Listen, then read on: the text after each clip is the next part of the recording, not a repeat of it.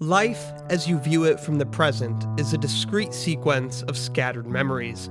But between any two memories is a continuous rolling of time in which you spend the majority of your life. It's in these moments, between the warm, family-filled holidays, the luxurious trips where you took mundane moments for granted, between the mysterious spark of hypothesis and the definitive tombstone of conclusion, that our memories might be most sparse, but our lives are most dense. How many whole numbers are there? Well, infinitely many, of course. How many fractions are there?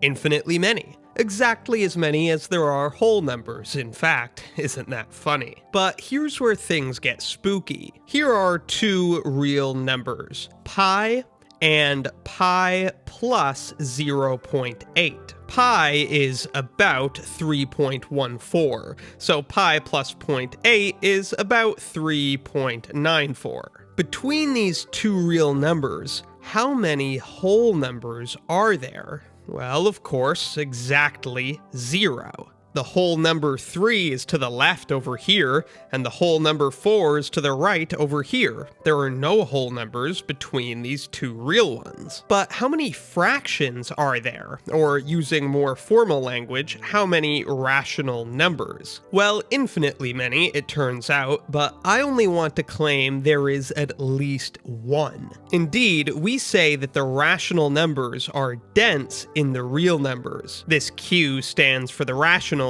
and this R stands for the reals. Between any two distinct real numbers, there is a rational number. That's what it means for Q to be dense in R. For anyone who has studied real analysis, this is a familiar fact, but the other day I saw a fellow in need. On r/learn math, Effective Storage 4 said, "I'm struggling to understand Rudin's proof of why the rational numbers are dense." The title refers to this as Baby Rudin's proof. He says, "I've seen other proofs and understand them," Wrath of Math version, "but I am trying to understand what Rudin is doing in his proof." So, who is this Rudin? Who is Baby Rudin? Could adult Rudin have explained this all a little bit better? Well, our goal today is to understand an early proof in one of the most famous math textbooks of all time. Principles of Mathematical Analysis by Walter Rudin was first published in 1953. Sometimes called the Blue Book or Baby Rudin to distinguish it from his other more advanced textbooks, this was the first ever modern text on classical real analysis in the English language. It was written by Rudin specifically to fill this hole after his first year of teaching at MIT. Real Analysis is a course which offers an in-depth study of the real numbers for undergraduate math majors, and it's generally quite a challenging course in the journey to complete a math degree, but don't be scared. While classic 1953 textbook on a difficult math subject might be a frightening concept, I think Rudin's proof of the density of the rationals can be understood if we look at it carefully and if I exposit with diligence. The OP mentioned in his post that he included a photo of the proof, and that proof is from the 3rd edition of Baby Rudin. Unfortunately, here in my personal collection, I have only the 1st edition. The beginning of the 1st edition is quite different from the beginning of the 3rd edition, so we're going to have to resort to pictures of my electronic copy of the 3rd edition just to get a look at what Rudin's actually doing. So let's have a bit of a treat together and walk through this proof from the infamously difficult and terse Principles of Mathematical Analysis. And by the way, if you ever study real analysis, one very interesting thing you'll learn about is Thomae's function, sometimes also called the raindrop function or stars over Babylon. This is a very artistic rendition of the function which appears on my Under Armour Thomae's function t-shirt, available exclusively at my math fashion store, Mathshion.com. Check it out, link in the description and pinned comment if you're interested. There are several other awesome math products on there as well, and I'd appreciate the support. In the book, the theorem seen here actually involves two parts. The first part is what's usually called the Archimedean property of the real numbers. It just says for any two real numbers, x and y, where x is positive, there exists a positive integer n so that n times x is greater than y. Of course, n times x is just n copies of x, added together. So you can think of this as saying no matter how big y is, as long as x is a positive number, we could just add up enough copies of x so that eventually we exceed y. No number can be so big that enough copies of a smaller number can't exceed it. We'll be using the Archimedean property in the density proof, but I'm not going to walk through the proof of the Archimedean property. For anyone who already knows what supremums and infimums are, you can see the proof of the Archimedean property here. It's straightforward. Now for the density proof, and once again, this is Rudin's proof, and it's his proof that we will be following. For our proof, we're going to take two real numbers, x and y, and we're going to assume that x is less than y, so of course x is to the left of y on the number line. It is of course our objective to show that there is some rational number nestled between this cozy pair. Since we've assumed that x is less than y, of course we could subtract x from both sides and notice that y minus x then must be positive. Of course, since y minus x is a positive number, we can immediately apply the Archimedean property to multiply this positive number by some positive integer n to make it as big as we like. Specifically, we'll use the Archimedean property to get a positive integer n so that n copies of y minus x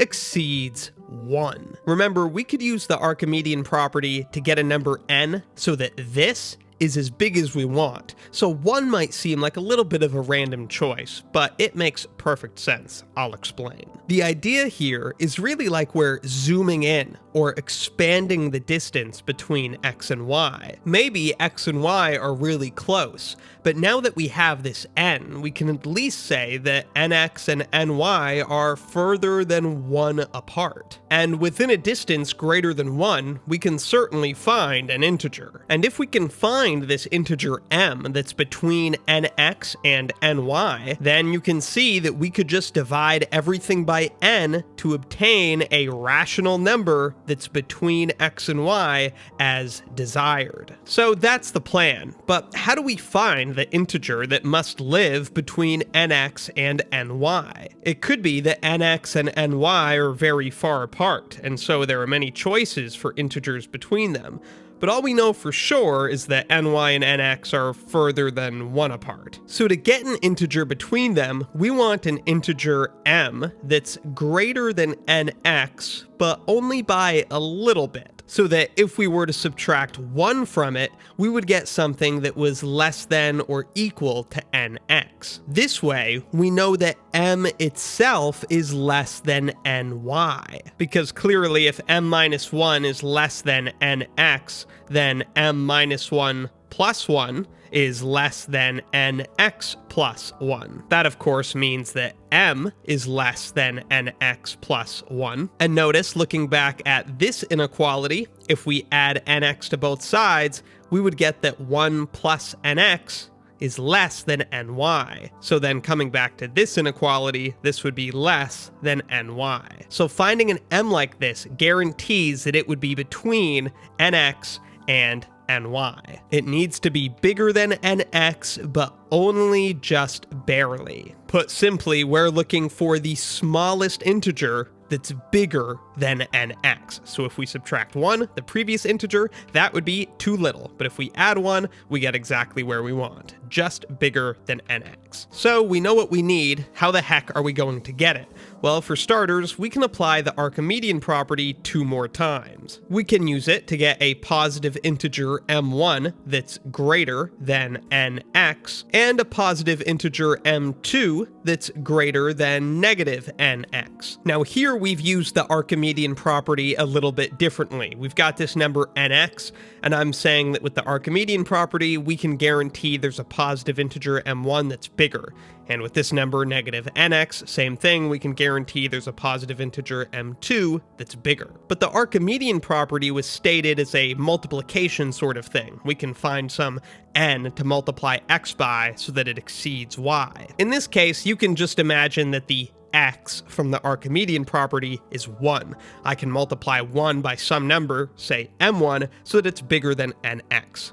I can multiply 1 by some number, say m2, so that the product is bigger than negative nx. So we get these two inequalities, and for this second one, we can multiply both sides by a negative to get that negative m2 is less than nx. And now you see we have something that nx is less than, and something that nx is greater than. So we can write this compound inequality that negative m2 is less than nx is less than m1. Now remember, the goal here is to get an integer as close to nx as possible so that subtracting 1 would make it less than nx. Though I should mention m-1 could also be equal to nx. That would be fine as well. But regardless, right now we have no clue how close these numbers are. So for our next trick, we're going to refer to a previous page of Rudin. This existence theorem is on the page before the proof that we're currently discussing. Here, Rudin is essentially stating that the real numbers exist. They're what's called an ordered field,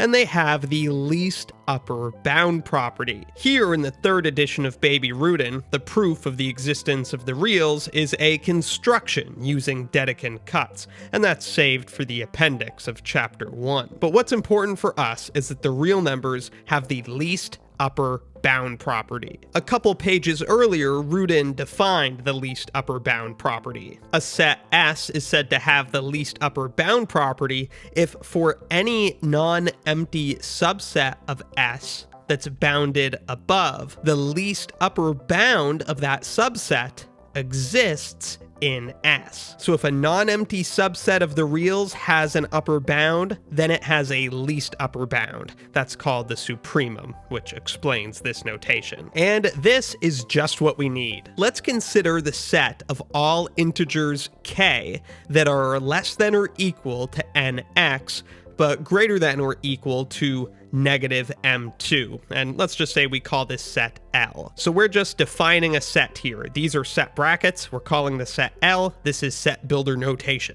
What we've built here is a subset of the real numbers that's bounded above, certainly, by nx, and it's also non-empty, because by its definition, it would contain this integer, negative m2. Thus, by the least upper bound property of the real numbers, there is some number, let's say alpha, that is the least upper bound of this set. So we could write that alpha is equal to sup L. That means supremum, or least upper bound. But remember, nx is also an upper bound of the set. Since alpha is the least upper bound, we have that alpha is less than or equal to nx. Furthermore, since every number in this set L is an integer, its least upper bound alpha must also be an integer. Now, if we add 1 to alpha, we get another integer, alpha plus 1, which must be strictly greater than nx. We know that because if alpha plus 1 was less than or equal to nx,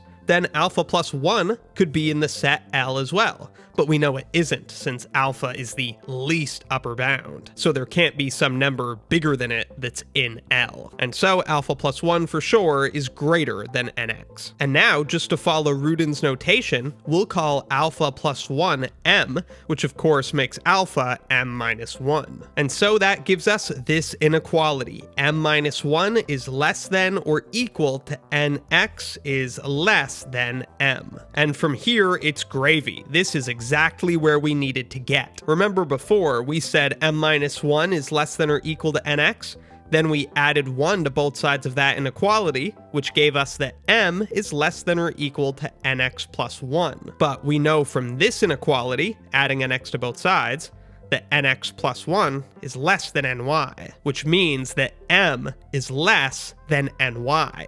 So coming back to the inequality we just wrote down, we can write that this is less than ny. There we go, ignoring this part because it doesn't matter now, and remembering that n is a positive integer, since it came from an application of the Archimedean property, we can divide this whole inequality by n without worrying about switching signs or anything, and arriving here, the final step which was promised so long ago. This proves part B of the theorem in Rudin's book with, of course, the rational number p set equal to to m over n, thus establishing the density of the rational numbers in the reals. Between any two reals, there is a rational. So pretty cool proof of a really nice result, though I should point out we haven't exactly explained Rudin's proof. We have justified all of the statements in his proof, but exactly the motivation behind his approach isn't clear. You may recall when we justified this inequality from Rudin's proof, we used negative m2 and the least upper bound property. We didn't use m1 at all. Now, we could have relied on m1 and the greatest lower bound property instead, but then we wouldn't have needed negative m2. So why Rudin introduces both m1 and m2 here is not clear to me. I'd be interested to hear your thoughts in the comments, and perhaps somebody more familiar with Rudin will have a better idea of where he's coming from here. The logical flow I get from reading the proof is that he demonstrates nx lies between two integers, and so then asserts obviously there must be a pair of integers somewhere in there where we jump across nx, two consecutive integers m-1 and m, where nx is finally passed. But then if we can just say that the real number must lie between two integers, why introduce m1 or m2 at all? Either way, that's a look at an interesting fact about fractions, and how this fact was proven in the classic Principles of Mathematical Analysis by Walter Rudin, at least in the 3rd edition. You won't find this proof in my precious 1st edition. Anyway, let me know in the comments if you had any thoughts or questions, and be sure to subscribe for more of the swankiest math videos on the internet. I'm unstable, doing art to keep the cable cut and unsort the table. If Texas Instruments don't reply, I think this time it might be fatal. Wish to sell my own fake cause I'm jaded. Hate the odds and I calculated. Press and pull and pray and push it all the way through the whole blue Planet faded. psychosomatic habit.